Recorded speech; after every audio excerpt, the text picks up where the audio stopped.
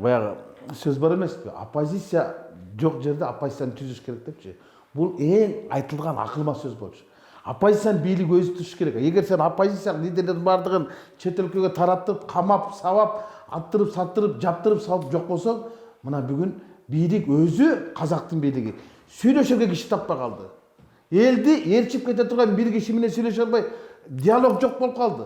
Эл кимге ээрчирин билбей калды, бийлик ким менен сүйлөшөрүн билбей калды. Ушундай өңүттөн алып караганда Кыргызстандагы оппозициялык саясатчылардын бар экени жакшы. Ошол эле бийлик оппозициялык саясатчыга чыгат, оппозициялык саясатчы жанагы оппозициялык элди толкунун токтото алат.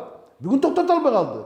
Жок, бул жактан туруп алып жанагы Аблязов сайрап атат, тияктан Кажыгелдин, бияктан дагы берки Жаргулан Сейсенбай деген атат. Эл эч кимди ээрчибей хаос болуп калды. Мына бүгүн бүтүндөй Казакстанда ушундай болуп калды. Бизде дагы ушундай болбош керек да. Бизде дагы саясатчы, оппозициялык саясатчыларга мүмкүнчүлүк бериш керек. Алар бийликти сындап туруш керек. Алар мына ушундай кезде көрүндү.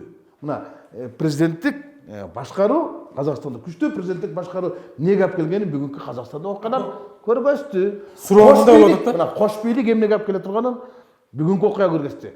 Кош бийлик дегендечи көптөр мындай ойлошот да, кош деген сөз Кыргызстанда кандай? Эки маани билдирет, туурабы? Кош деген сөз бул ноу, экөө, двойной.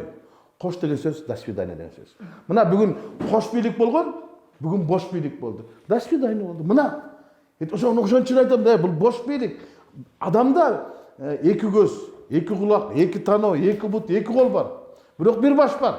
Мамлекетте дагы бир баш болуш керек, эки баш болбош керек. Эки баш болгондо төрт көздүк болот, төрт көздүк болгондо ач көздүк болот. Болду, токтот.